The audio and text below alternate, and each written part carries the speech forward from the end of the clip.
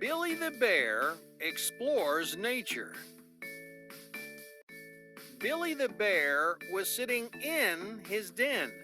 He decided to go out for a walk. He wanted to explore nature, so he climbed up a hill. He saw the blue sky above and a beautiful river flowing below.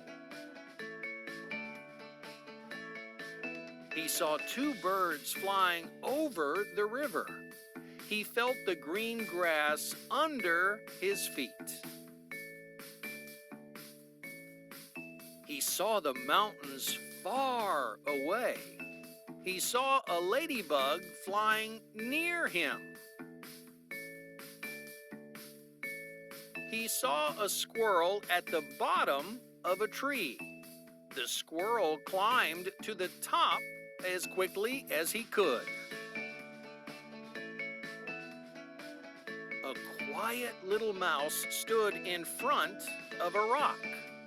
Looking at the bear, she quickly hid behind the rock.